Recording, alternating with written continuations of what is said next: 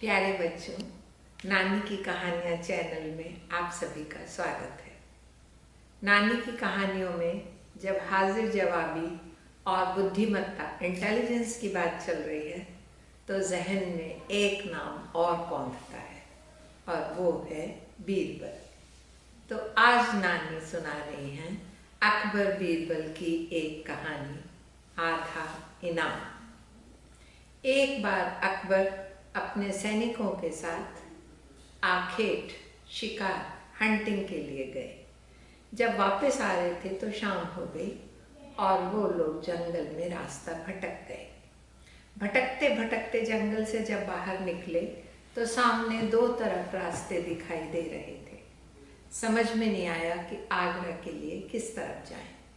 तभी सामने से एक नवयुवक आ रहा था। अकबर ने सैनिकों से कहा कि इससे पूछो। सैनिकों ने जाकर कहा, भाई इनमें से कौन सा रास्ता आगरा जाता है? बोला, ये रास्ते तो कहीं नहीं जाते, यहीं रहते हैं, मैं तो रोज देखता हूँ, ये तो कहीं जाते ही नहीं। सैनिकों ने कहा, अरे कौन सा रास्ता आगरा जा रहा है? कहता, कोई रास्ता नहीं जाता। सैनिकों ने जाकर अकबर से कहा। अकबर खुद आया पूछने, ओ नवयुवक, जरा बताओ इनमें से कौन सा रास्ता आगरा जाता है? कहता है, कोई रास्ता नहीं जाता। फिर वही उत्तर। कड़क कर सैनिक बोले, पता है किससे बात कर रहा है? ये स्वयं महाराज अकबर हैं। बड़ी कॉन्फिडेंटली वो नवयुवक बोला, महाराज आपकी जय हो, पर रास्ते कहीं नहीं जाते। जाते तो हम मनुष्य हैं जिन्हें भगवान ने टांगे और पैर दिए हैं। हम चलकर अपने लक्ष्य तक पहुंचते हैं। अकबर उसकी हाजिर जवाबी से बहुत खुश हुआ और उसने कहा, तुम्हारा नाम क्या है?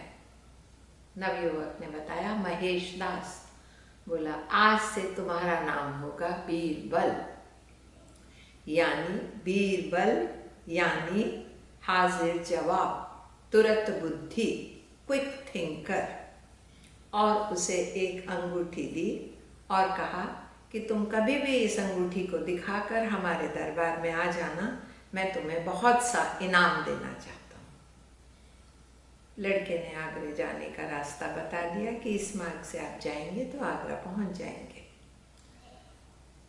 लड़के ने अंगूठी जेब में रख ली। कुछ दिन बाद उसने सोचा कि चलो अकबर के पास चलते हैं। अंगूठी जेब में रखकर वो पहुंचा किले पर। किले में जाने के लिए जब उसने दरबान को अंगूठी दिखाई और कहा कि मैं अंदर जाना चाहता हूँ, तो दरबान ने कहा, मैं तुम्हें ऐसे नहीं जाने दूंगा। उसने कहा, मुझे स्वयं महाराज ने बुलाया है, ये अंगूठी देकर कहा था तुम कभी भी आ सकते हो। बोला, मैं तुम्हें तभी जाने दूंगा जब जो इनाम तुम्हें मिले उसमें से आधा तुम मुझे देना। बीरबल ने उसकी बात मान ली। आगे चला और दरबार में पहुंचने से पहले एक द्वार और आया। गेट पर खड़े दरबान ने फिर कहा, अगर इनाम में से आधा मुझे दोगे तो मैं तुम्हें जाने दूंगा। बीरबल ने उसकी बात भी मान ली।